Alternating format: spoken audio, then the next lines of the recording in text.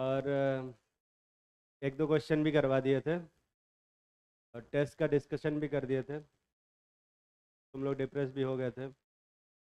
Very good. अच्छा, पहले depress थे, बाद में डिप्रेस नहीं रह गए थे। ठीक है। देखो, डिप्रेशन होना थोड़ा ज़रूरी है, मैंने पहले ही बताया था। टेस्ट के बाद। हाँ हाँ। देखो, इंसानों की बात हो रही है इधर। तो जो नॉर्मल इंसान है उनमें इस तरह की चीज़ें होंगी, तुम्हें नहीं हो रहा, कोई बात नहीं।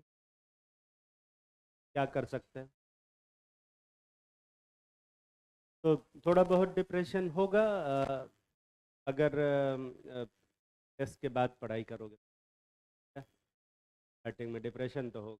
अब वो तुम्हें चूज़ करना है कि तुम्हें अभी डिप्रेशन हैंडल करना है या नीट के एग्ज़ाम के बाद। वो तो झेलना पड़ेगा। ठीक है, कि वो हैंडल करना पड़ेगा, बिना उसके काम नहीं चलने वाला। ठीक। देखो, Maxwell distribution of molecular speed.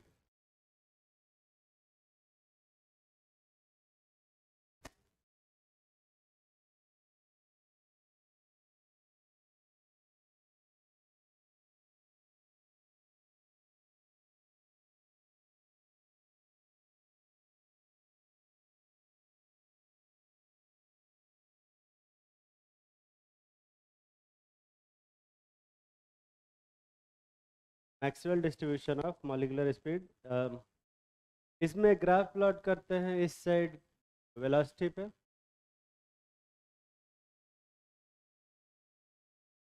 और इस side fraction of molecule having that velocity.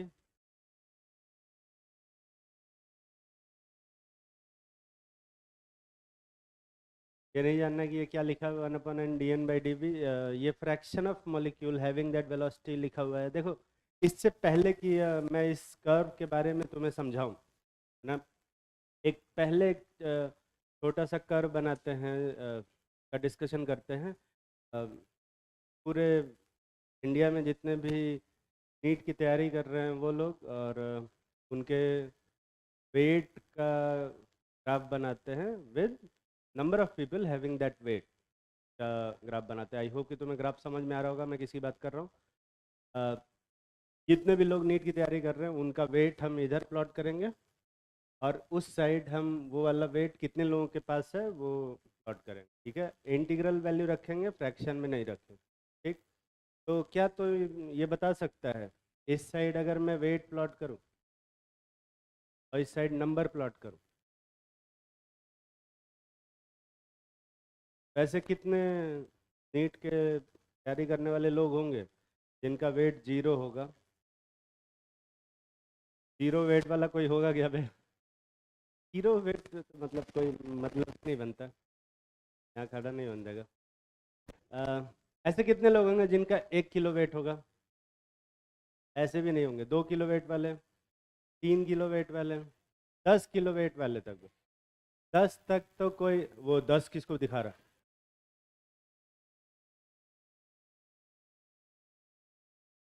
तू खराब। अरे खराब। हाँ हाँ, तो सही करो। कितना वेट है तेरा? मतलब 55 का है ये, तो इसको अभी 55। बैठ जा। 10 किलो किस साइड से दिख रहा है ये? खैर, तो 10 किलो का तो खैर कोई नहीं होगा, इवन 20 किलो के भी कोई नहीं होंगे, है ना बे? या 30 किलो के कोई होगा क्या? ये भी 30 किलो के नहीं होगा। कितने किलो की है?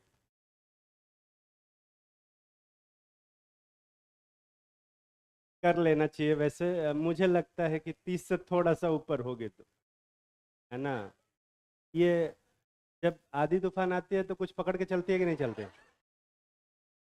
अच्छा, घर घर पे ही निकलती नहीं है घर से बाहर। बहुत अच्छा कर, है ना?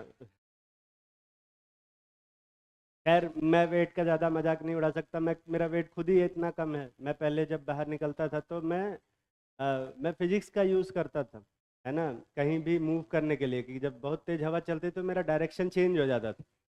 तुम लोगों ने वो फिजिक्स का क्वेश्चन किया कि नदी में इस वेलोसिटी से इस डायरेक्शन में जा रहे हैं, फाइनल वेलोसिटी किधर पहुंचेंगे? मैं वही कैलकुलेट करके जाता था। कि हवा इधर चल रही है, मुझे वहाँ जाना है तो मुझे इधर चलना होगा। हाँ, तो उस डायरेक्शन में मुझे हेड करना पड़ता था ताकि मैं सही डायरेक्शन में जा पाऊँ, क्योंकि जिधर जाना चाहता हूँ अगर मैं उधर जाना चाहूँगा तो मैं उधर जा ही नहीं पाऊँगा। हाँ। हाँ, बहुत पहले की बात है, अभी तो ठीक है, अभी तो खैर। तो 30 किलो का कोई होगा कि नहीं होगा बे? पॉसिबिलिटी है कि एक दो निकल आए, है ना। पर ऐसे लोग बहुत कुपोषण के शिकार होंगे और जल्द ही नीट की तैयारी छोड़ने वाले होंगे, या फिर दुनिया ही छोड़ने वाले होंगे। पर बहुत कम लोग होंगे। तो अगर मैं स्केल का स्टार्ट करता हूँ 30 से, क्या, तो 30 के पास कुछ लोग होंगे जो कि मतलब पूरे इंडिया में ऐसा 10-5 तो हो ही सकता, ठीक है। पर 31 का जो होगा वो 30 से ज़्यादा होगा कि 30 से कम है? 30 से ज़्यादा हो, है ना। 35 पे क्या होगा भाई? 30 से और ज़्यादा। 35 वेट वाले जो होंगे, नंबर लोग होंगे, उनकी संख्या 30 वाले लोगों से क्या होगी?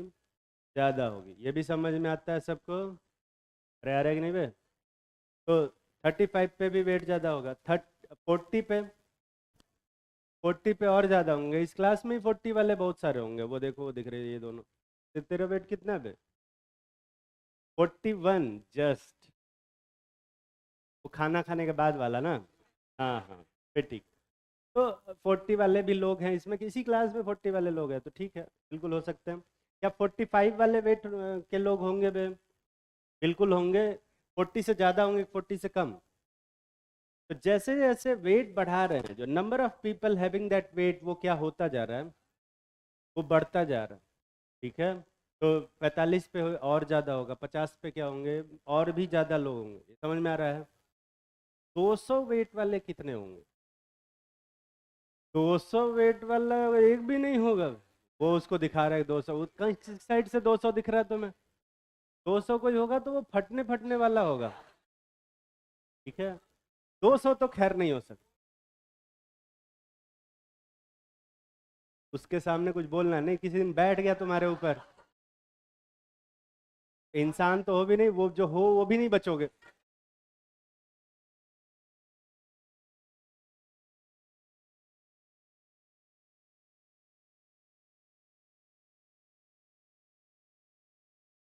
खैर,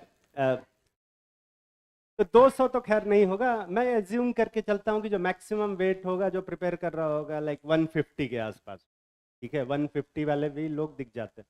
150 पे थोड़ा सा नंबर होगा, पर 140 पे जो लोग होंगे 150 से क्या होंगे बे? ज़्यादा हो, ठीक है। तो इधर से वेट कम कर रहे हैं तो भी नंबर क्या होता जा रहा है?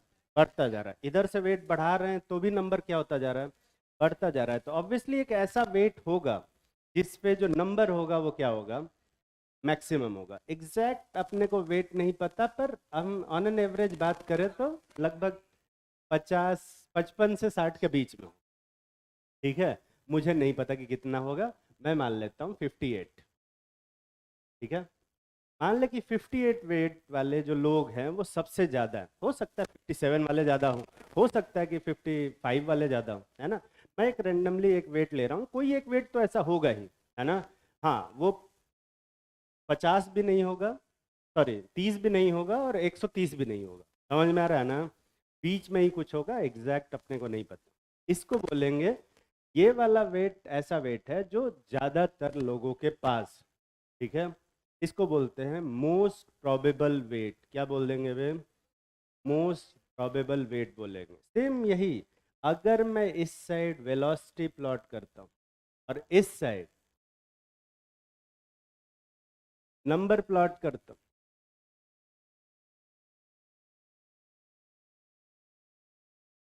Number of molecule having that velocity plot करता हूँ, ऐसे मॉलिक्यूल जिनकी वेलोसिटी जीरो होगी वो कितने होंगे बे? बहुत कम, है ना। पर ऐसे मॉलिक्यूल जिनकी वेलोसिटी कुछ होगी, लाइक 10 मीटर पर सेकेंड, उनका नंबर क्या होगा? कम होगा। और जैसे जैसे वेलोसिटी बढ़ाएंगे तो उनका नंबर क्या होता जाएगा? बढ़ता जाएगा। और एक ऐसी वेलोसिटी आएगी जिस पे जो नंबर क्या होगा बे? मैक्सिमम होगा, और इसके बाद वेलोसिटी क्या होगी? घटेगी। दिख रहा है? इसको बोलते हैं अपन मैक्सवेल का डिस्ट्रीब्यूशन कर्व। और ये जो होता है, इसको इसको हम क्या बोलते हैं? मोस्ट प्रोबेबल वेलोसिटी बोलते हैं। क्या बोलते हैं, मोस्ट प्रोबेबल वेलोसिटी बोलते हैं। साउंड सिस्टम इतना खराब क्यों चल रहा है?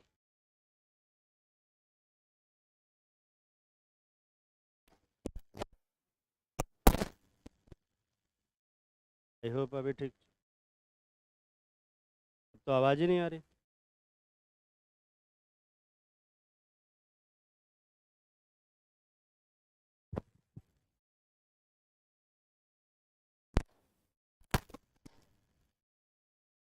अभी आएगी पर वही फिर वो जानने वाले ठीक है।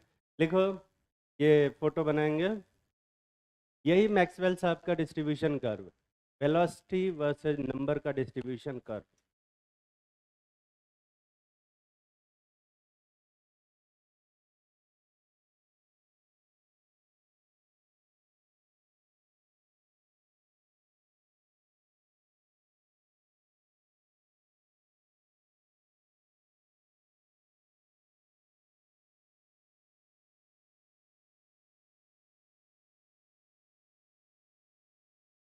इसी बैच में भी पहला दिन है, सेकेंड डे है, कल भी आई थी। इतना दिन से कहाँ थे?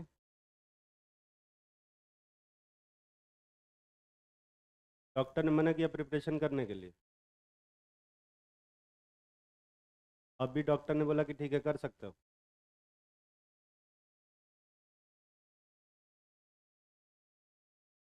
लंबी स्टोरी है, रहने दे फिर।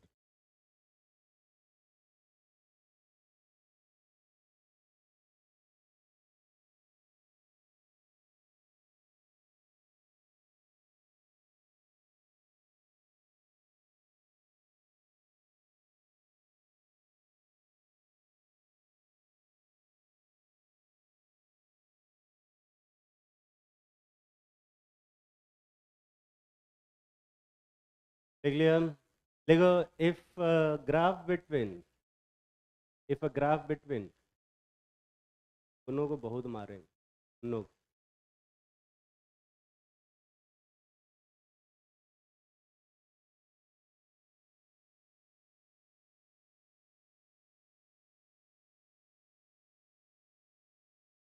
ये कह रहे नहीं इसने किया है, ये कह रहे नहीं इसने किया है।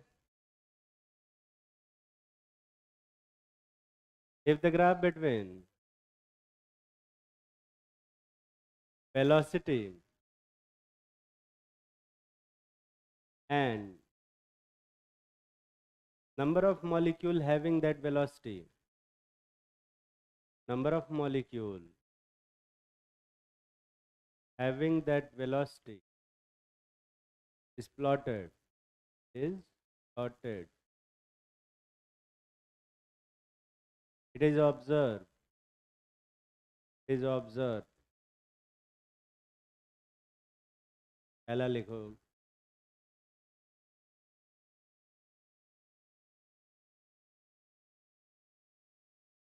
fraction of molecule,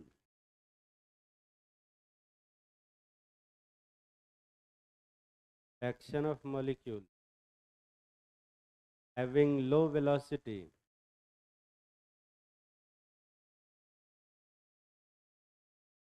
fraction of molecule having low velocity is low, is come velocity वालों का फ्रैक्शन क्या है? कम। दूसरा लिखो, fraction of molecule having high velocity,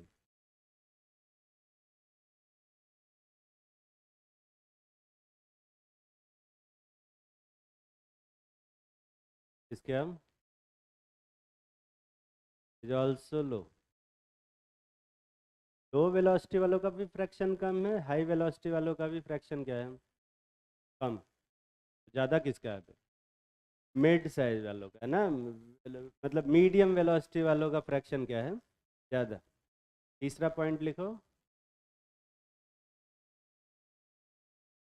velocity having,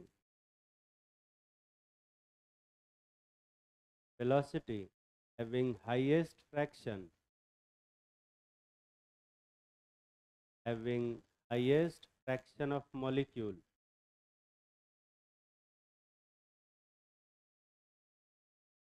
is called most probable velocity. और जो मोस्ट प्रोबेबल वेलोसिटी होती है under root 2RT by under root 2RT by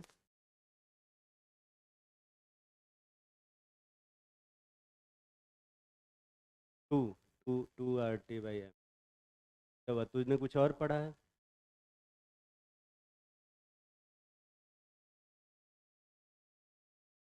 क्या हुआ तुझे? कोई दिक्कत है? सही लिख पा रहा हूँ मैं? ये गलत तो नहीं लिख पा रहा ना बे? क्या पता, मेरी उम्र बढ़ रही है तो हो सकता है भूल गया हूँ मैं। सही है ना? अभी इतनी भी नहीं बढ़ी है।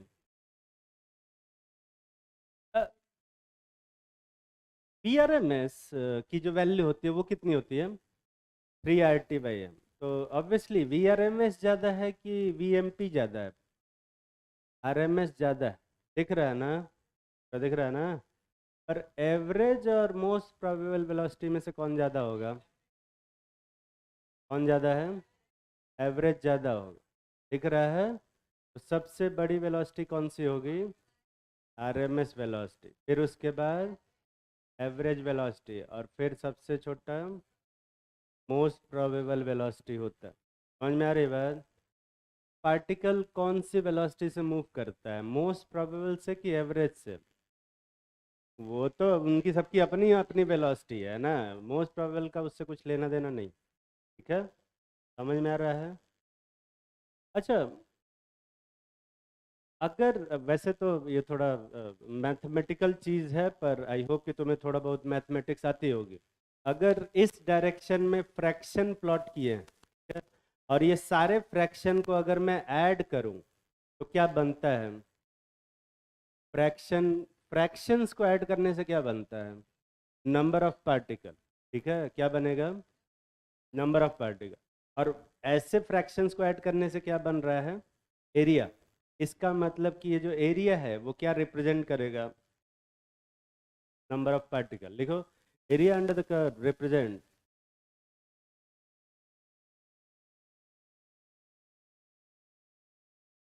Area under the curve represent number of gas molecule, number of gas molecule.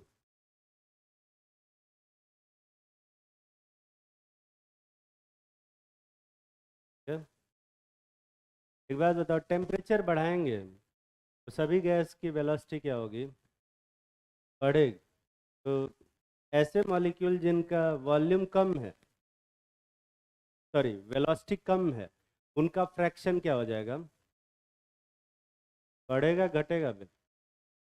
Temperature मान ले बढ़ा रहा हूँ, मान ले कि ये टेम्परेचर है, ये कोई एक टेम्परेचर T1 पे बना हुआ है, और मैं टेम्परेचर बढ़ा रहा हूँ। तो टेम्परेचर बढ़ाऊंगा तो सभी गैस का वॉल्यूम, सभी गैस की वेलोसिटी क्या होगी? बढ़ेगी या घटेगी? बढ़ जाएगी। तो जो जिनका कम वेलोसिटी है उसका फ्रैक्शन बढ़ेगा या घटेगा? यहाँ पे ना खतरा नहीं। कम वेलोसिटी वालों का फ्रैक्शन क्या होगा? पता नहीं क्या बोलना है। चलो ठीक, वापस से उसी नीट एस्पिरेंट्स के वेट का डिस्कशन करते हैं। ठीक है, ग्राफ दिमाग में बना हुआ आ रहा है। इधर वेट प्लॉटेड था और इधर नंबर प्लॉटेड था। ये 30 किलो वाले लोग थे और ये 130 वाले, और बीच में 58 वाले। सबको क्या किए, 2 महीने तक चीज़ बस पिज्ज़ा खिलाए। बस इमेजिन करना है, ये कहने कि नहीं ले आओ अभी तो, है ना। 2 महीने तक खिलाए हैं तो सबका वेट क्या हो जाएगा? तो अब बताओ कि अब क्या कोई 30 किलो का आदमी बचेगा? अब वेट कहाँ से स्टार्ट होगा बे? 35 से 40 से स्टार्ट होगा। समझ में आ रहा है कि नहीं बे? अरे समझ में आ रहा है? क्योंकि सबका वेट क्या हो गया? बढ़ गया। तो सबका वेट बढ़ेगा तो जो 30 किलो वाला इंसान होगा वो तो खत्म ही हो गया, है ना। 40 किलो वालों का वेट क्या हो जाएगा? अब 40 किलो से स्टार्ट होगा, तो जो पहले 40 किलो का नंबर था और अभी 40 किलो का नंबर है, दोनों में से किसका नंबर ज़्यादा होगा? पहले वाले का नंबर ज़्यादा होगा। ठीक है। अच्छा, जो पहले 130 किलो के लोग होंगे और जो बाद में 130 किलो के लोग होंगे, किसका नंबर ज़्यादा होगा? बाद वाले का नंबर ज़्यादा होगा, मतलब सबका वेट बढ़ेगा। ठीक है, तो जो लो वेलोसिटी वालों का फ्रैक्शन है वो क्या होगा, घटेगा, और हाई वेलोसिटी वालों का फ्रैक्शन क्या होगा, बढ़ेगा। समझ में आ रही है बात? और इस ग्राफ को कंप्लीट करेंगे फिर वो ग्राफ बनेगा कुछ ऐसा,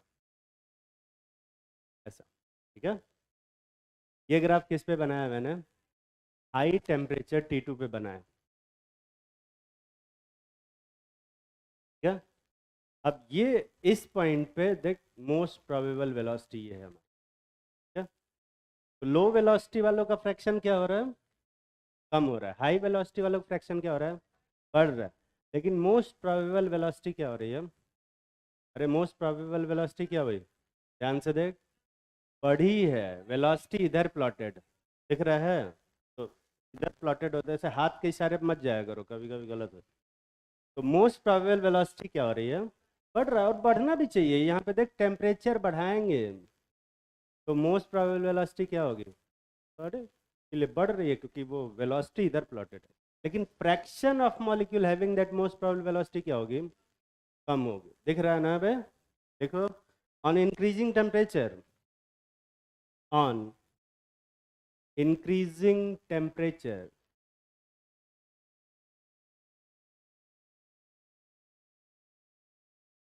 पहला लिखो fraction of molecule, fraction of molecule having low velocity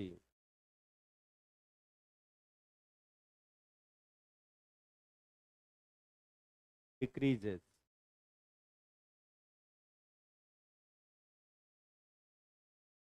fraction of molecule having low velocity decreases।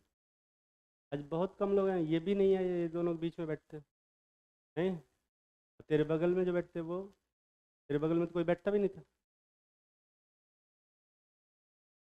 एक यहाँ बैठ, अच्छा ये तो ये बैठी हुई है। और तेरे साथ जो तबीयत खराब हो गई थी जिसकी, वो कहाँ है, तुम्हें तबीयत किसकी खराब हुई थी, तेरी?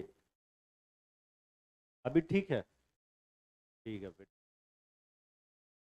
अब दिखते नहीं, बीचवा में वो इधर भी एक बैठता है, वो तो गायब ही हो गया, पता नहीं कहाँ चला गया। कहाँ है बे, तो इधर बैठ। अच्छा तू वहां बैठा, तू धीरे धीरे पीछे ही जाते जा रहा है।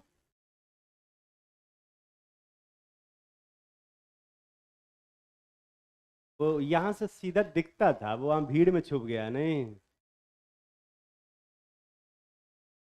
कौन सा नियम, अच्छा सीट चेंज करने वाला नियम फॉलो कर रहा है, क्लास मत चेंज करने नियम के चक्कर में। On increasing temperature velocity fraction of molecule having low velocity decreases. ठीक है, अगला लिखो, दूसरा fraction of molecule having high velocity क्या लिखवाएंगे, इंक्रीजेज।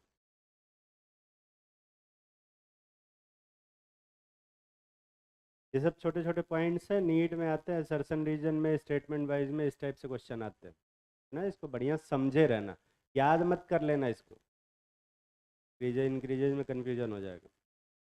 तीसरा पॉइंट लिखो, most probable velocity, most probable velocity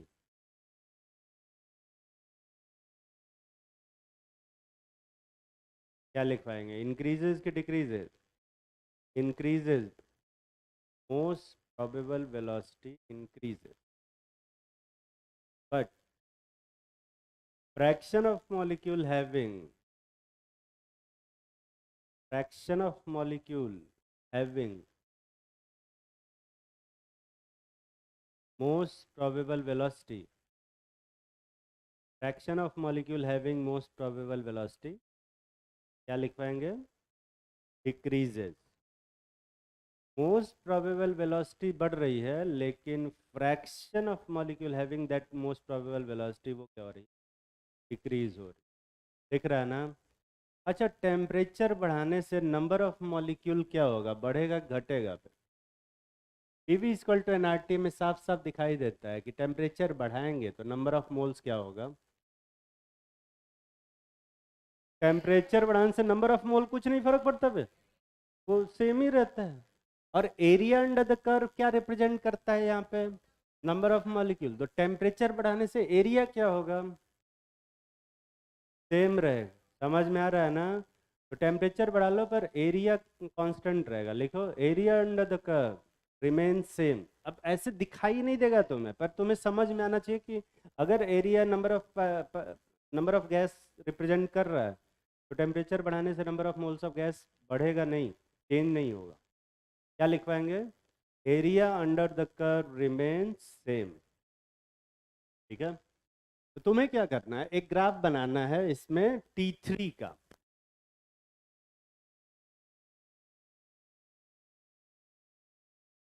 such that T3 is less than T1।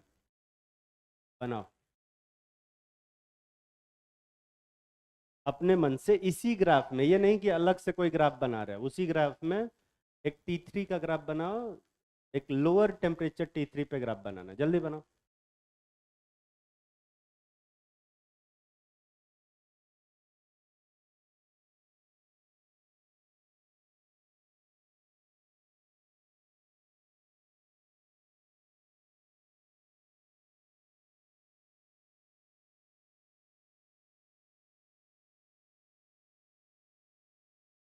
हाँ ले बे।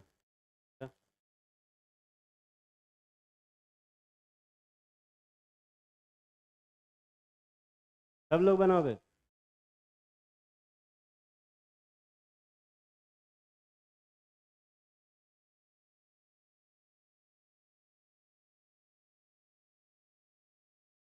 हाँ लिया।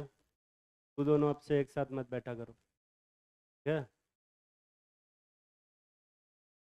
किसी को भेजूंगा नहीं मैं, दोनों बस साथ में मत बैठना। Next class. ठीक है।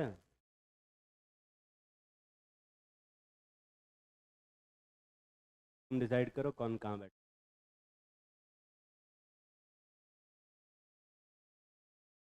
वो सब कहाँ गए? वो तीनों कहाँ गए? वो देखो अपना सर पकड़ बैठे। तू खड़ा हो एकदम पीछे। यहाँ सब गुटबाजी बना कर बैठे हो। खड़ा हो जब एकदम पीछे। हाँ, तू नहीं, उसके बगल में। कहाँ है तेरे वो दो प्राणी?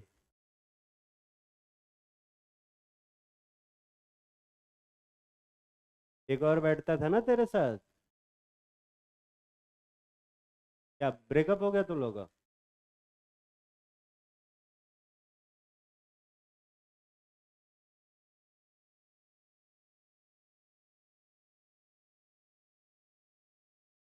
बैठ जा, बैठ जा।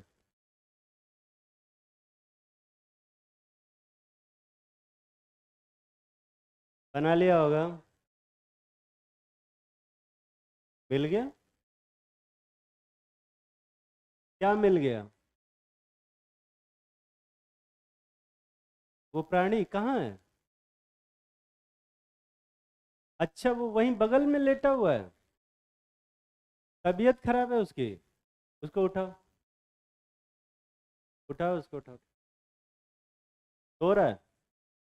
तो आया ही क्यों है? वो सोने आया यहाँ पे?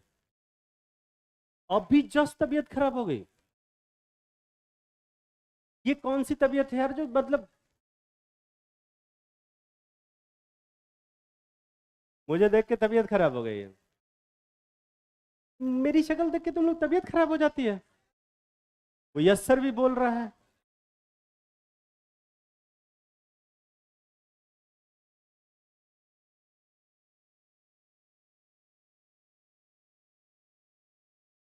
देखो, हर बार ना इतना सच नहीं बोलना होता। ठीक है। वैसे तो मैं भी कह सकता, तुम्हारी शक्ल देख के मुझे जुलाब लग जाता। बोला मैंने कभी? नहीं ना।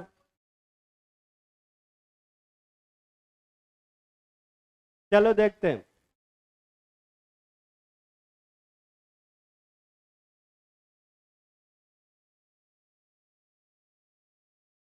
कितने लोगों को लगता है कि ये जो ग्राफ होगा वो बीच में बनेगा ऐसा? ये ग्राफ कितने लोग सही से बना पाए हो? ईमानदारी से हाथ उठाओ। कोई नहीं? ठीक है। तो ये ऑब्वियसली नहीं बनेगा, कुछ और दूसरा ग्राफ बनाते हैं। ये कुछ ऐसा। ये ग्राफ कितने लोग बना हुए हैं? टेम्परेचर कम करने से लो वेलोसिटी वालों का फ्रैक्शन क्या होगा? बढ़ेगा। और हाई वेलोसिटी वालों का फ्रैक्शन क्या होगा? घटेगा। जो ग्राफ बनेगा वो कुछ ऐसा बने, सॉरी, ऐसा बनाया यार मैंने, ये कुछ ऐसा बनेगा। दिख रहा है? ये ग्राफ कितने लोग सही से बना पाए हो? हाथ उठाओ। तो इस पे भी हाथ नहीं उठा रहे हैं यार। देखो यहाँ पर जो फ्रैक्शन है वो थोड़ा सा कम बनाया मैंने। फ्रैक्शन क्या होगा यहाँ पे? ज़्यादा होगा। और वेलोसिटी क्या होगी ऐसा? क्या? ये बनेगा। ये कितने लोग सही से बनाए हो? अब हाथ नहीं उठा रहे किसी में, यही ग्राफ सही है। तो ये T3 वाला ग्राफ है। यहाँ पर लो वेलोसिटी वालों का फ्रैक्शन क्या हो रहा है? घट रहा है। मोस्ट प्रोबेबल वेलोसिटी क्या हो रही है वे? कम हो रही है। वो वेलोसिटी इधर प्लॉटेड। पर fraction of molecule having most probable velocity क्या हो रही है? बढ़ रही। ठीक है, बना लेना photo.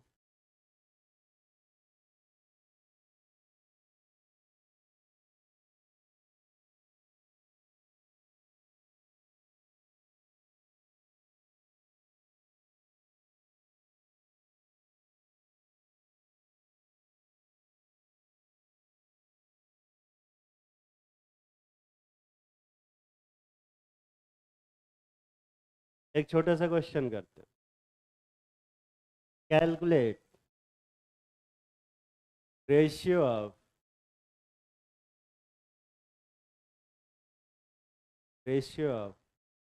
Most probable velocity, average velocity and RMS velocity of a gas. ये रेशियो तो दो लोगों का निकालता है ना, ये तीन लोगों का रेशियो कैसे निकालोगे? जैसे दो का निकालोगे वैसे तीन का निकालोगे।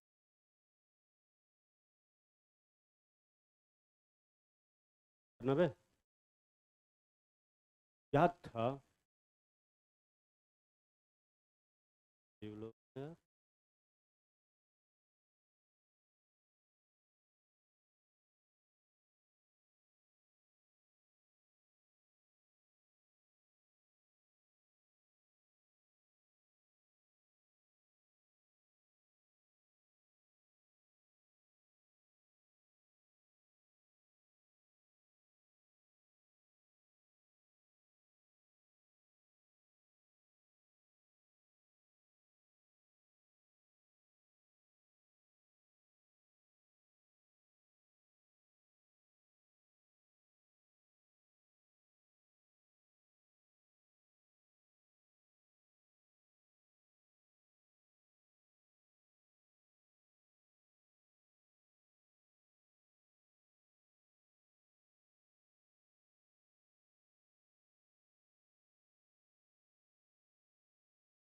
कर लिया होगा।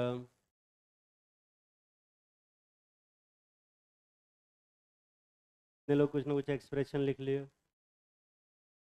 लोग लिखो, सब लोग लिखो।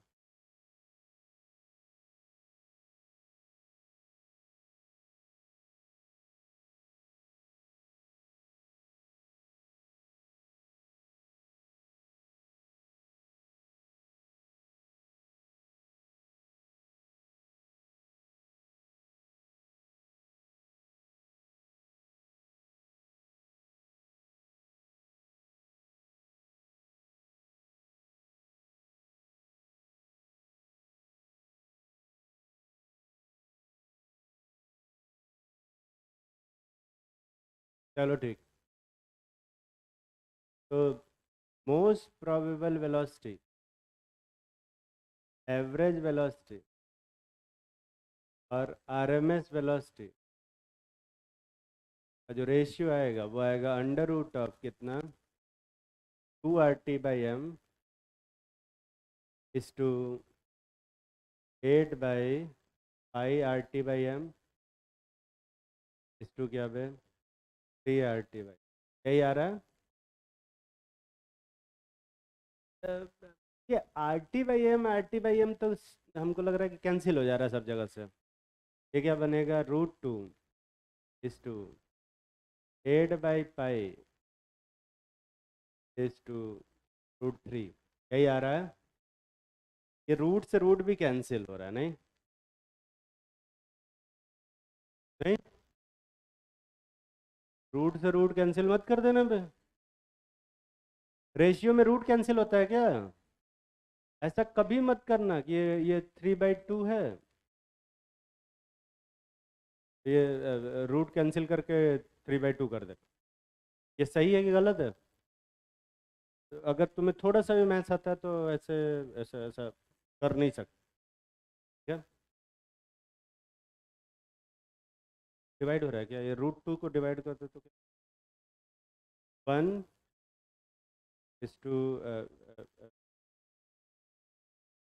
4/π √3/2, यही आ रहा है। इसको सॉल्व करके बताओ कितना आ रहा है। 1:1.12:2:4, यही आ रहा है। यही बनता है 1:1:2, यही बनता है ना। ये एक्सप्रेशन एटलीस्ट कितने लोग सही से लिख पाए थे, ये वाला? पता नहीं क्या। ठीक है, चलो कोई बात, कोई बात, ये छाप लो, कोई बात नहीं, ठीक है। अगर इसमें से कोई भी एक वेलोसिटी दिया हो तो क्या दूसरी वाली वेलोसिटी निकाली जा सकती है? अरे निकाल सकते हो ना।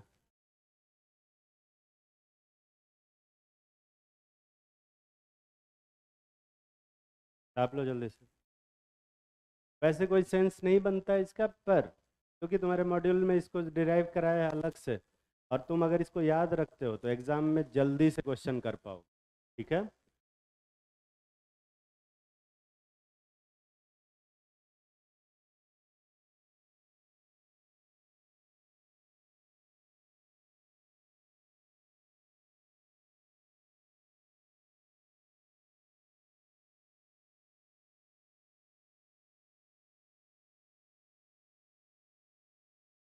छाप लिया।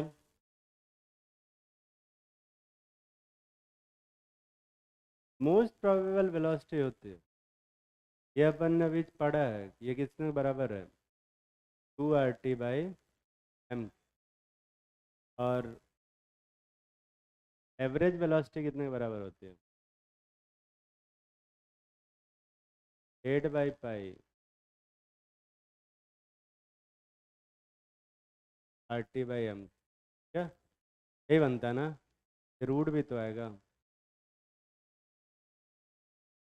क्या? और RMS वेलोसिटी क्या होगी,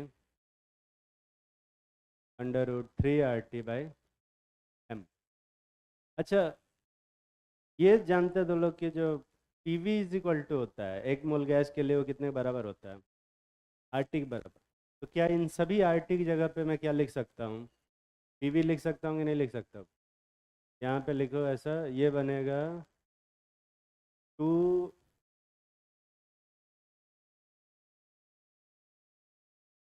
कैसे कॉपी होगा यार, ऐसा ना।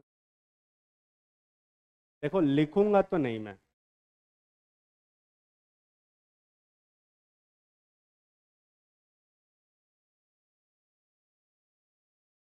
M भी कॉपी नहीं हुआ। यहाँ पे सब जगह पे क्या आएगा, PV, यही आएगा। अच्छा, तुमने ये भी पढ़ा होगा कि जो PM साहब होते हैं वो कितने के बराबर होते हैं, 3 RT के बराबर, ये होता है ना। तो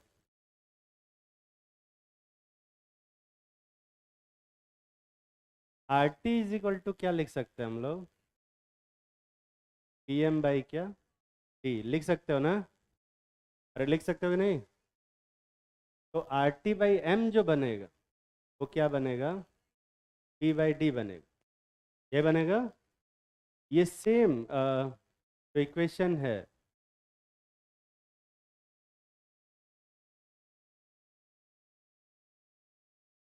इसको अपन यूज़ कर सकते हैं हम, इक्वल टू भी कॉपी कर लेता है। पी वाई क्या बनेगा, टी, दिख रहा है? कितने फॉर्मूले हैं बे? तीन। तीन ये इमोशंस में बह जाते हैं थोड़ा सा। क्या, अगर मैं कोई एक रैंडम इक्वेशन ऐसा लेता हूँ, V R M S is equal to under root, ये पहला वाला, इन दो फॉर्मूले को साफ साफ ध्यान से देखते हैं।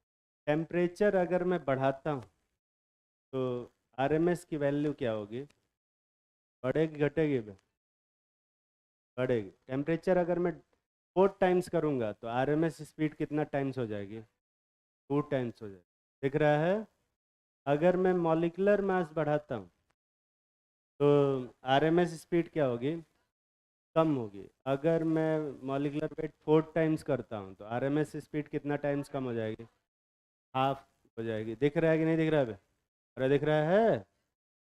हाँ। और होना भी चाहिए। जो भारी गैसेज हैं वो तेजी से मूव करते हैं कि हल्की गैसेज तेजी से मूव करते हैं? हल्की गैसेज तेज मूव करती है, तो बताइए आपने। यहाँ से अगर इस फॉर्मूले को देखता हूँ, अंडर रूट 3 PV/m, यहाँ साफ साफ दिखाई दे रहा है कि प्रेशर बढ़ाएंगे तो आरएमएस स्पीड क्या होगा, बढ़ेगा घटेगा?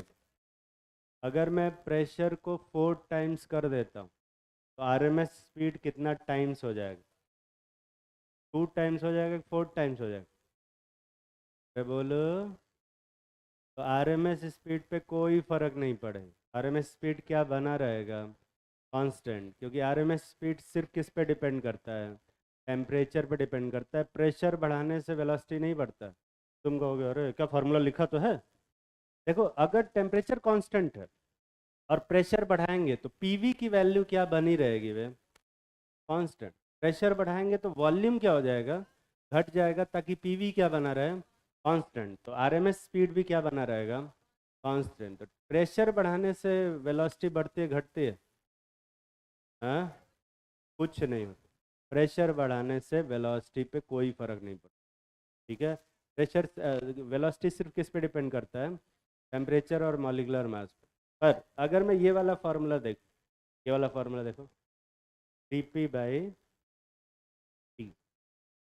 यहाँ साफ साफ दिखाई दे रहा है कि प्रेशर को 4 टाइम्स करेंगे तो वेलोसिटी कितना टाइम्स हो जाएगा, प्रेशर 4 टाइम्स करने से वेलोसिटी कितना टाइम्स हो जाएगा?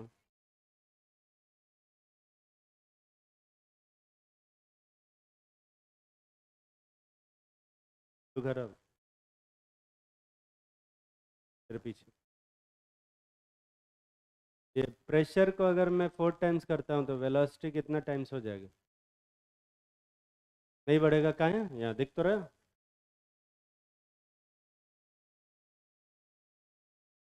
प्रेशर बढ़ाने से वेलोसिटी नहीं बढ़ेगा, क्यों बे?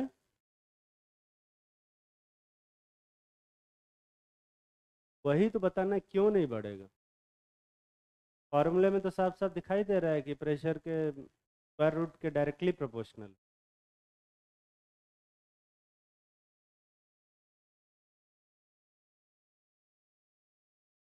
बैठ जाओ। प्रेशर बढ़ाएंगे तो वॉल्यूम क्या हो जाएगा, कम हो जाएगा। और वॉल्यूम घटेगा तो डेंसिटी क्या हो जाएगा, बढ़ जाएगा। तो अगर प्रेशर 4 टाइम्स करेंगे तो वॉल्यूम 4 टाइम्स घट जाएगा, तो डेंसिटी 4 टाइम्स क्या हो जाएगा, बढ़ जाएगा। तो p/d क्या बना रहेगा, कांस्टेंट। तो वेलोसिटी क्या रहेगा बे, कांस्टेंट। और इस टाइप का ट्रिक वाला क्वेश्चन बहुत सारा एग्जाम में आता है। ये फार्मूला लिख देंगे और वहाँ पे क्वेश्चन दिया रहेगा कि प्रेशर को 4 टाइम्स बढ़ा दिया तो वेलोसिटी जो होगा वो कितने टाइम्स बढ़ जाएगा, 4 टाइम्स हो जाएगा, 2 टाइम्स हो जाएगा, या 2 टाइम्स घट जाएगा, या फिर कांस्टेंट बना रहेगा। ऑब्वियसली अभी तुम्हें पता है तो तुम क्या बोलोगे भाई, कांस्टेंट हो जाएगा। ठीक है? पर वहाँ भी यही चीज़ कर देना। ठीक है?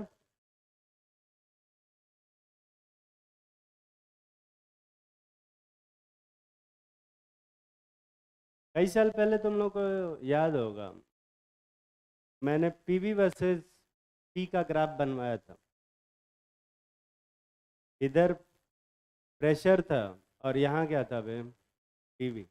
कैसा ग्राफ बन रहा था, किसी को याद है? हाँ, पैरेलल टू क्या? X axis. ऐसे ही बन रहा था। आई होप कि ये पैरेलल टू एक्स एक्सिस हो, है ना वे? ये parallel to X axis graph बन रहा था, ठीक है। ये ग्राफ थियोरेटिकली जब ये ग्राफ बनाते हैं तो ऐसे ही बनता है। बॉयल साहब ने क्या किया, जब एक्सपेरिमेंटली हाइड्रोजन गैस लेके ये ग्राफ बनाया, तो ये एक ऐसा गैस जो कि ले सकते हैं, वो ग्राफ एक्चुअल में कोई गैस जो एग्जिस्ट करती है उसका ग्राफ बनाया। वो जो ग्राफ बन रहा था वो कुछ ऐसा बन रहा, हाइड्रोजन का ग्राफ ऐसा ऐसे हीलियम का ग्राफ बनाया, वो कुछ ऐसा।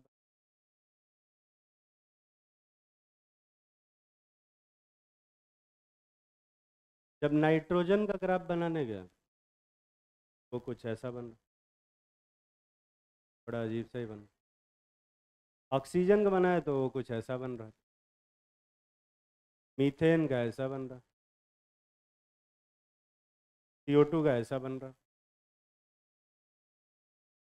अमोनिया का ऐसा बन रहा। अजीब सा ही ग्राफ बन रहा है यार सबका।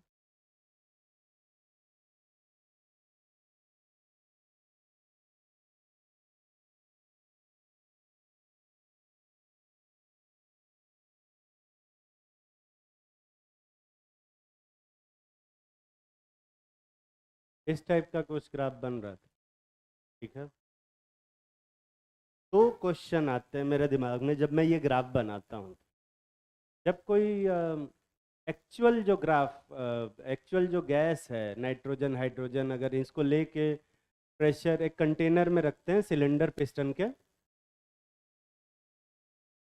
और ऊपर से प्रेशर लगाते हैं और इसके वॉल्यूम को नोट करते हैं, तो P इंटू वी का ग्राफ क्या होना चाहिए था?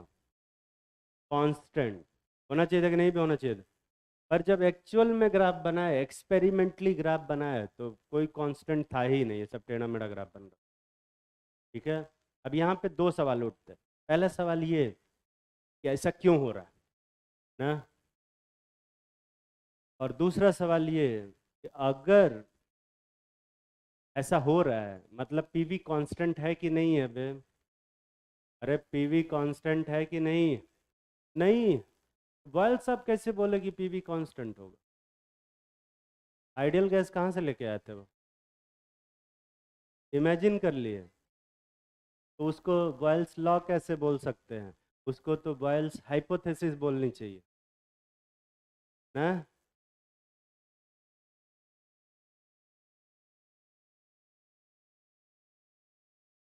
है ना। मेरा क्वेश्चन क्या है, समझ में आया? फिर से पूछता हूँ। जब कोई भी gas PV is equal to constant को फॉलो नहीं कर रहा, तो बॉयल साहब ने ये कैसे कहा, बॉयल साहब का लॉ ये कैसे कहता है कि PV is equal to constant होगा? वो बताए भी कैसे, पहली बार कैसे बताए होंगे? जब वो सारी गैस लेके कर रहे होंगे तो पीवी कांस्टेंट तो है नहीं, तो ये बोले कैसे कि पीवी कांस्टेंट रहो? आइडियल कंडीशन क्या है? एसटीपी, ये ग्राफ एसटीपी पे ही है, दोनों में ज़्यादा डिफरेंस नहीं है। यार क्या बोलते रहते हैं ये। मैं क्या क्वेश्चन पूछ रहा हूँ, ये आगे तुमने क्या है, तुमने आगे पढ़ा हुआ है इसलिए वो टर्म भी यूज कर पा रहे हो, वैसे तुम्हें वो टर्म यूज भी नहीं करना चाहिए। पर चलो, अगर तुम आगे का नॉलेज भी है तुम्हारे पास तो भी तुम ये बताओ कि बॉयल साहब की हाइपोथेसिस है कि थियरी है वे?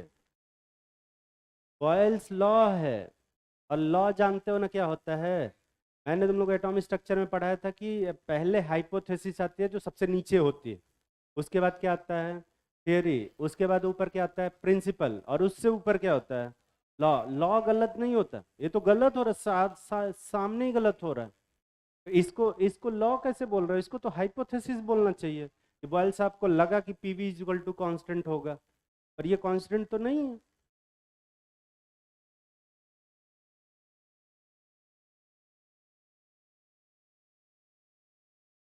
मुझे ऐसा लगता है कि थोड़ा ये क्वेश्चन का डिस्कशन गलत जगह कर रहा हूँ। इतने लो आईक्यू वाले आंसर आएंगे तो कैसे फिर कोई क्वेश्चन। मैं फिर से समझाने की कोशिश करता हूँ। मेरा क्वेश्चन बहुत सिंपल सा है। अगर बॉयल साहब एक्सपेरिमेंट कर रहे थे और PV is equal to constant किसी एक्सपेरिमेंट में नहीं आया, तो बॉयल साहब का लॉ ये कैसे स्टेट करता है कि कांस्टेंट टेम्परेचर पे पीवी कांस्टेंट होगा? ये तो कहना ही नहीं चाहिए। एक्सपेरिमेंटली तो पीवी कभी कांस्टेंट आया ही नहीं। जब कांस्टेंट ही नहीं आया तो फिर PV equal to constant law कैसे बन गया? ये तो हाइपोथेसिस, हाँ वो तो हाइपोथेसिस होनी चाहिए कि भाई अगर ये कंडीशन होगी तो पीवी इक्वल टू कांस्टेंट होगा। ये तो हाइपोथेसिस हुई ना बे, कोई प्रूफ थोड़े कर पाया। ना तो प्रूफ कर पाया, ना मैथमेटिकल इसमें कोई कैलकुलेशन है, और ना इसको लॉ बोलने लायक है ये। इसको तो बॉयल्स हाइपोथेसिस बोलनी चाहिए। मैंने बॉयल्स लॉ लिखवाया है। आई होप कि मेकिंग एनी सेंस टू।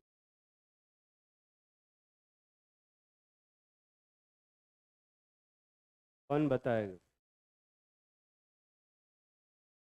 कोई बात, लिखो।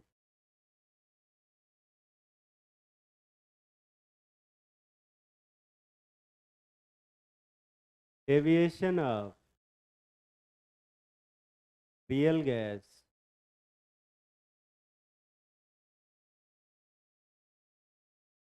From ideal behaviour.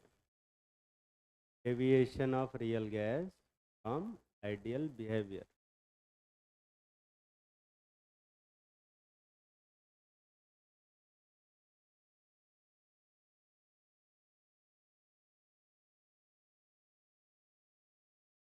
और ये फोटो बनाओ।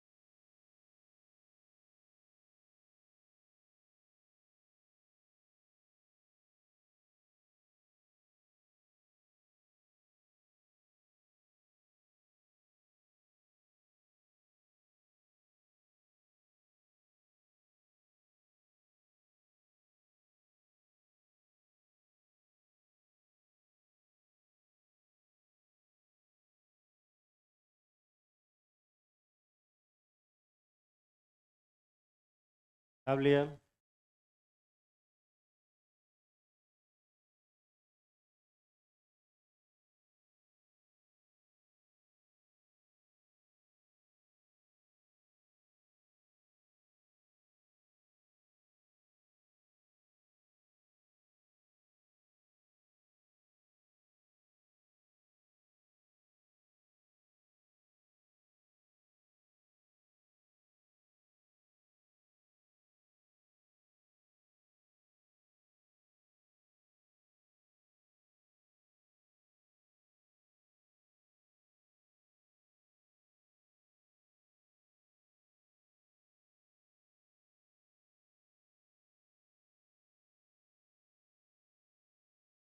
देखो,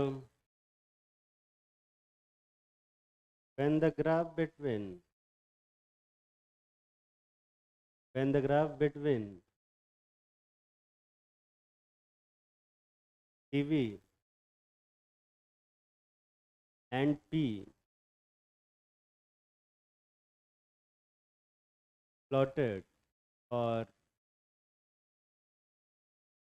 plotted or real gases real gases,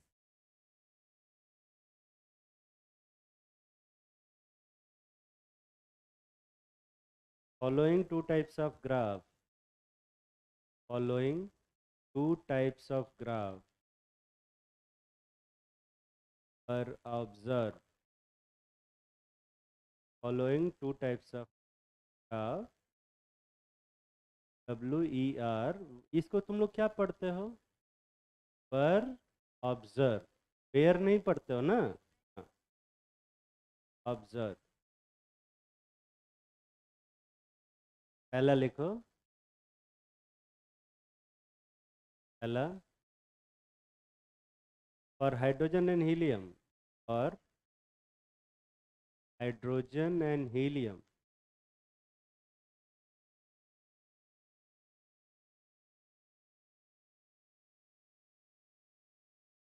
graph of PV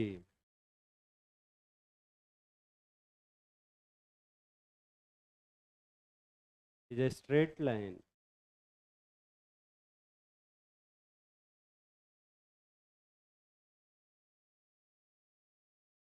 having positive intercept, having positive intercept and slightly positive slope, and slightly positive slope। जो photo यहाँ बना रखा है पेन से, उसको ही अंग्रेजी में लिखवा रहा कि एक ग्राफ है जिसका स्लोप कैसा है बे? अरे वो हाइड्रोजन हीलियम के लिए ग्राफ कैसा आ रहा है? इसका इंटरसेप्ट क्या है? पॉजिटिव, और स्लोप भी क्या है? बहुत थोड़ा सा पॉजिटिव है, स्लोप बहुत हल्का सा ऊपर। ठीक है। अच्छा, जो ग्राफ आ रहा है, पीवी की वैल्यू आ रही है, वो एक्सपेक्टेड से ज़्यादा आ रही है कि एक्सपेक्टेड से कम आ रही है?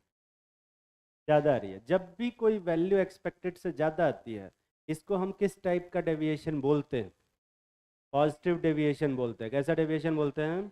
Positive deviation. जब वैल्यू जितना हम सोच रहे हैं उससे ज़्यादा आ जाए, तो हम उसे कैसा डेविएशन बोलेंगे? Positive deviation. जैसे मान लो कि तुमने टेस्ट में एज्यूम किया कि तुम्हारे 500 नंबर आएंगे, खैर तुमने इतना नहीं किया होगा। मान लो कि तुमने टेस्ट में एज्यूम किया कि 200 नंबर आएंगे, ठीक है ना? 200, 200 कम बोल दिया मैंने, 300 नंबर आएंगे, एक नंबर। तो मान लो कि तुमने कुछ एज्यूम किया, ऐसा कुछ एक नंबर, सबके लिए अलग अलग हो सकता है। मान लो कि किसी ने एज्यूम किया कि 400 नंबर आने चाहिए, ठीक है, पर टेस्ट में उसके 400 से ज़्यादा नंबर आ गए। तो जितना सोच रहा था उससे ज़्यादा नंबर आया, तो ये किस तरह का डेविएशन होगा? पॉजिटिव। तो 450 आए तो वो एक पॉजिटिव डेविएशन है, लेकिन 350 आ गया तब क्या है?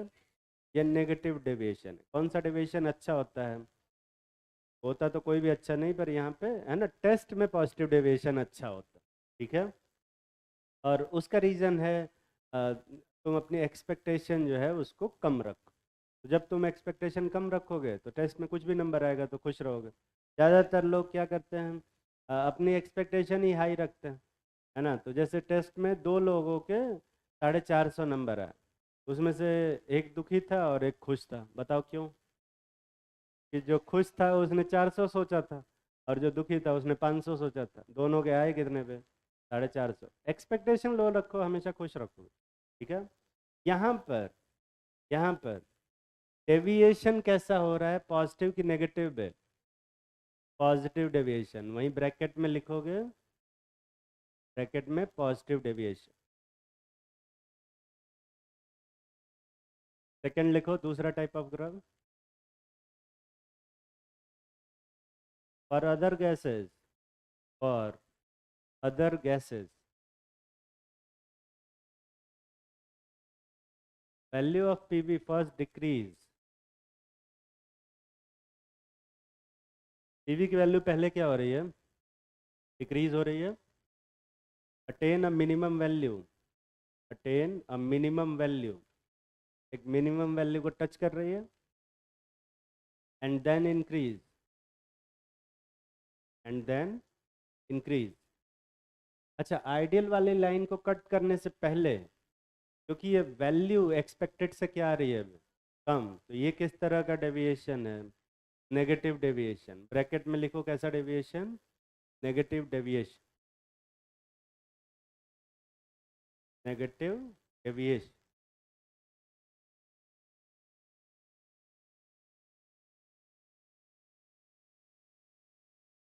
क्लियर? फुल स्टॉप, उसके आगे intersect the ideal line, intersect ideal line. वो जो ग्राफ है वो कट करके इंटर लाइन को इंटरसेक्ट भी तो कर रहा है।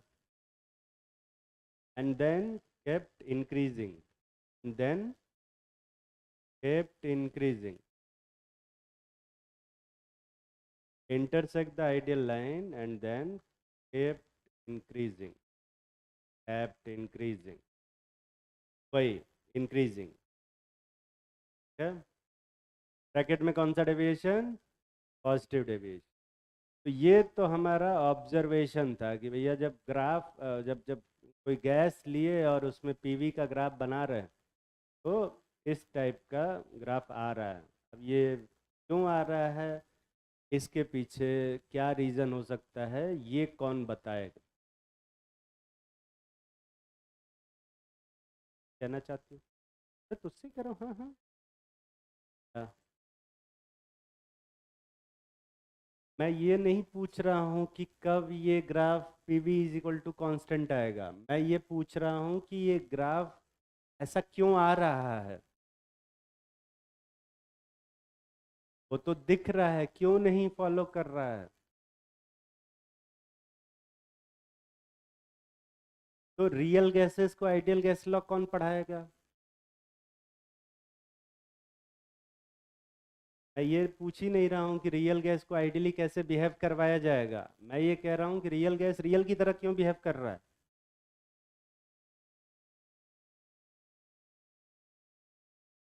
क्योंकि वो रियल है। वाह, real.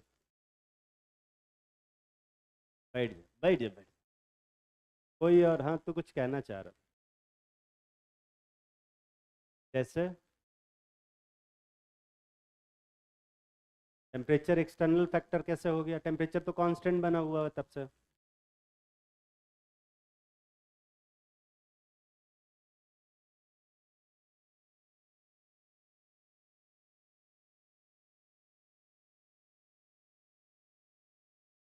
Hmm.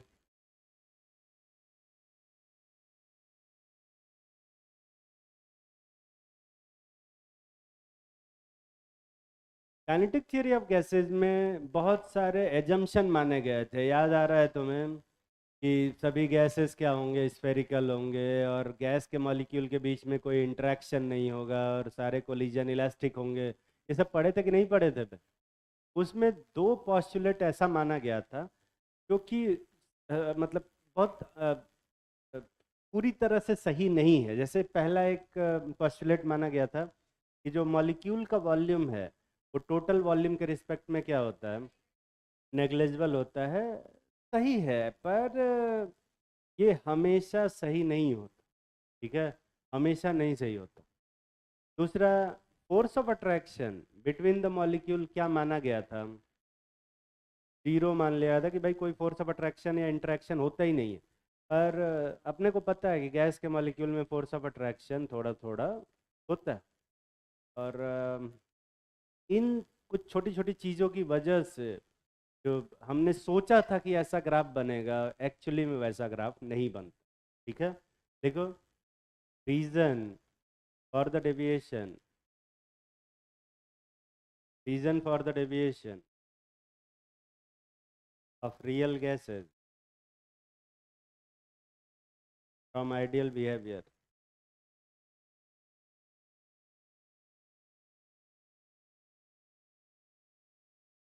Reason for the deviation of real gases from ideal behaviour. I hope कि सारे प्रिपोजिशन सही सही लगाया हूँ मैंने।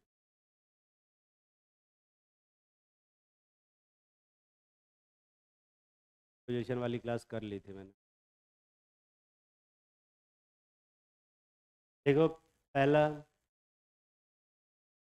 पहला postulates of first postulate of kinetic theory of gases, first postulate of kinetic theory of gas।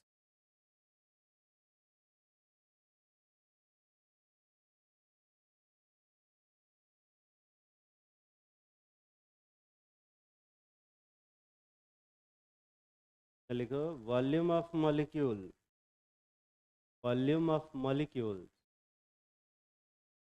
are are negligible as compared to as compared to total volume of gas as compared to the total volume of gas. Molecules का volume total volume के respect में क्या होता है Ben? बहुत कम होता है, और इतना कम होता है कि हम उसे क्या कर सकते हैं, हम निग्लेक्ट कर सकते हैं, इग्नोर कर सकते हैं। और इसके लिए एक क्वेश्चन भी करवाया था, याद आ रहा है? कोई याद ही नहीं होगा। हाँ, वो ढेर सारा उसमें लिक्विड के ऊपर P V equal to NRT लगा दिया तुम लोगों ने। याद आ रहा है कि नहीं बे? पर ये सही भी है तब तक जब तक कि जो गैस का वॉल्यूम है बहुत ज़्यादा और हो, और टेम्परेचर बहुत ज़्यादा हो। जैसे मान ले कोई ऐसा गैस है, इसमें कुछ 4-5 गैस के मॉलिक्यूल हैं। थोड़े ज़्यादा ही बड़े बना दिए मॉलिक्यूल मैंने।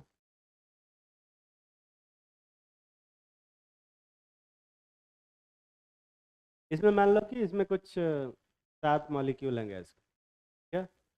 और अभी टेम्परेचर जो है बहुत ज़्यादा है,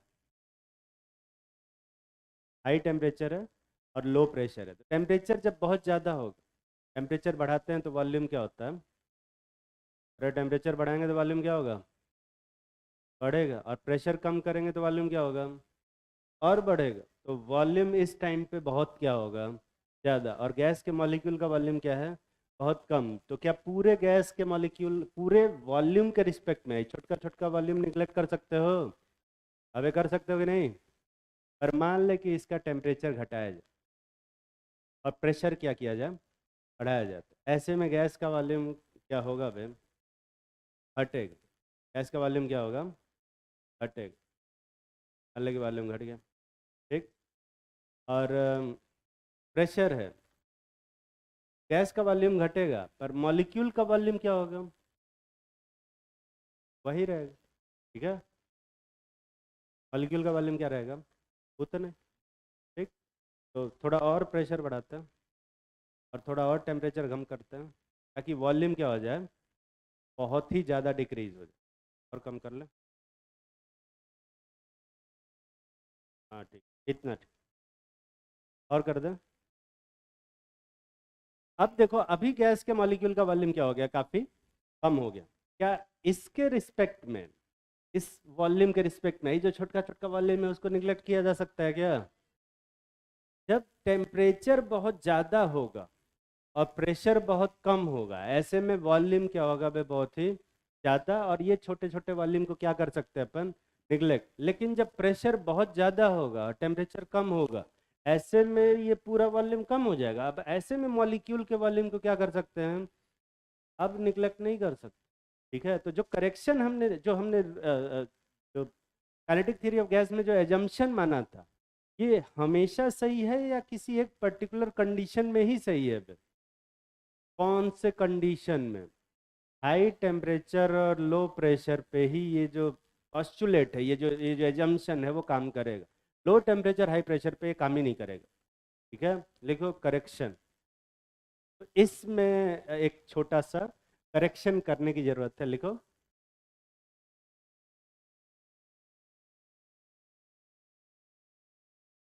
At high temperature and low pressure,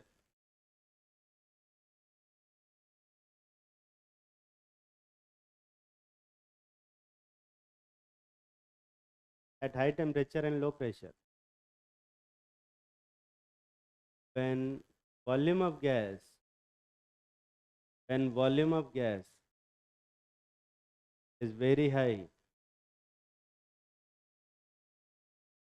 volume of gas is very high, molecular volume, molecular volume can be neglected, can be neglected.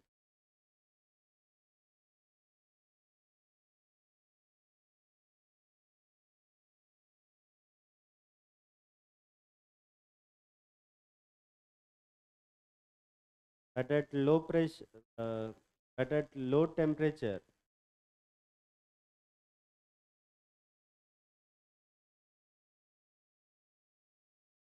and high pressure,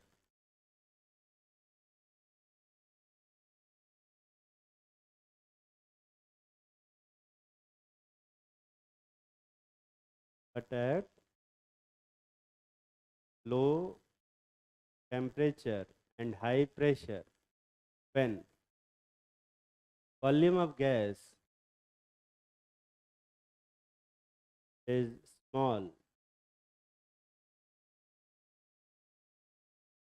which is small, molecular volume cannot be neglected. Molecular volume cannot be neglected.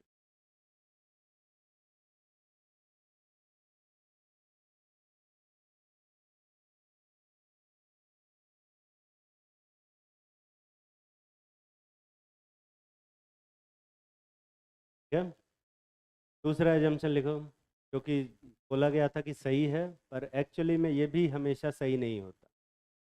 देखो, there are no force of interaction between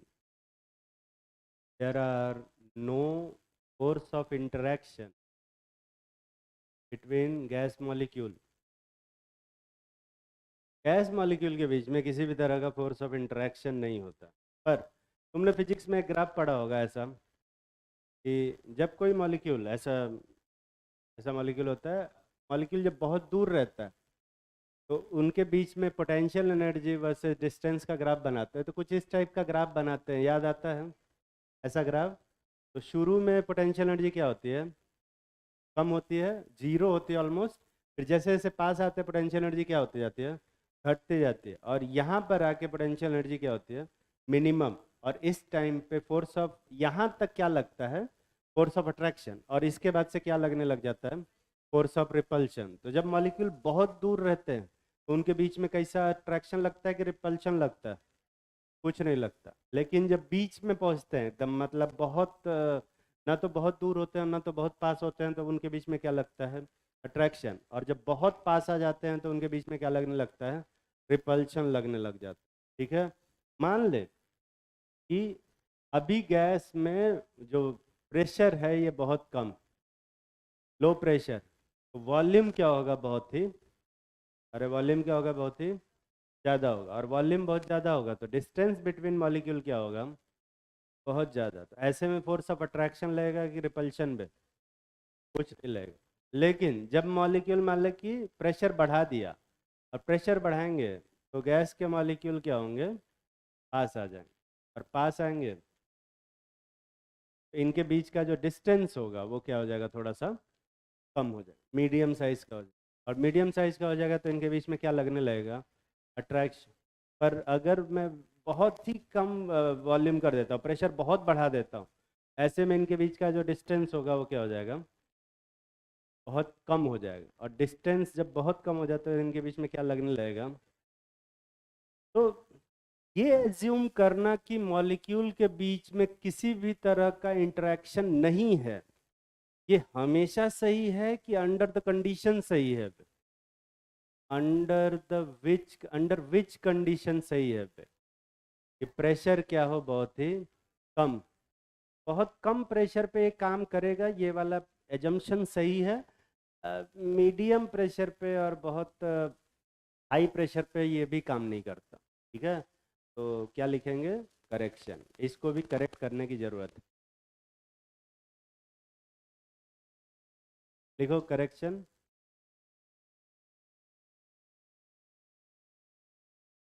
eight very low pressure, at very low pressure,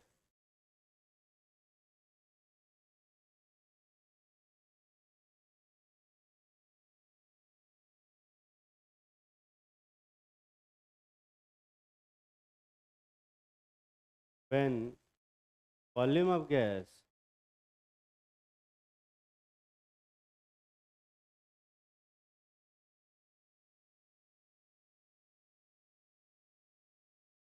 is very high,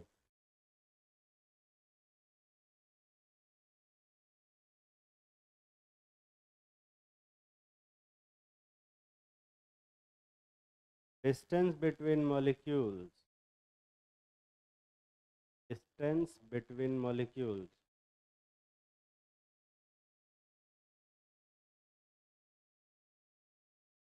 is also very high, is also very high.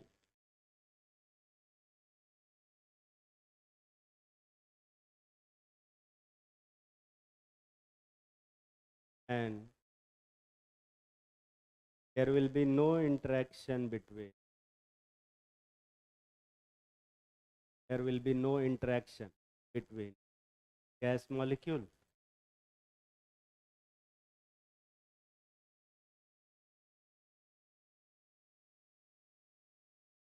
clear? ये वाला condition तो सही है, but at very high pressure, लिखो at very high pressure,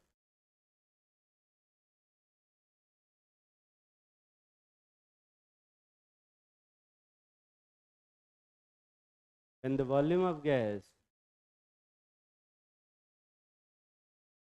when the volume of gas is very low, the volume of gas is very low, distance between of molecule, distance between molecule is also very low.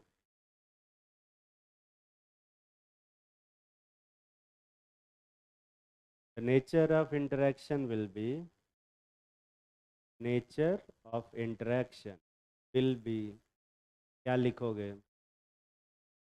Attractive, repulsive. Nature of interaction will be क्या? Repulsive, क्योंकि distance क्या हो गया? बहुत ही कम हो गया, और बहुत कम डिस्टेंस पे क्या लगता है? रिपल्शन लगता है। ठीक है, अगला लिखो, eight intermediate pressure. Intermediate pressure मतलब बहुत ज़्यादा प्रेशर है कि बहुत कम प्रेशर है? ठीक ठाक प्रेशर ना, तो मतलब बहुत हाई भी नहीं है, बहुत लो भी नहीं। And eight intermediate pressure,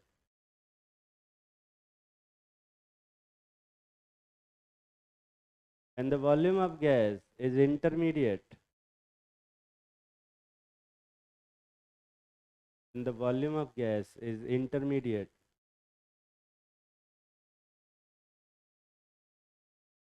distance between the molecule, distance between molecule is also intermediate.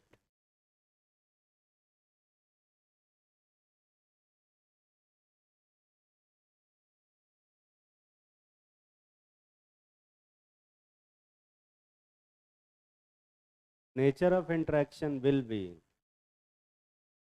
nature of interaction will be, क्या लिखवाएंगे? अट्रैक्ट। ठीक, लिखना कम है, इसको समझना ज़्यादा है।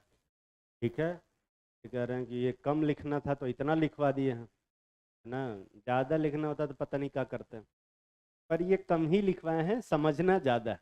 ठीक है, तो दो पॉस्टुलेट्स माने थे हम लोगों ने, ध्यान से सुनो। दो पॉस्टुलेट माने थे, कौन कौन से बे? पहला ये कि वॉल्यूम को टोटल वॉल्यूम के रिस्पेक्ट में क्या करेंगे? निगलेक्ट। ये हमेशा से, ये कभी कभी बे, कभी कभी सिर्फ कब सही है? हाई टेम्परेचर और लो प्रेशर पे। सब आगे बैठ के गलत बुलवाते हैं हमसे।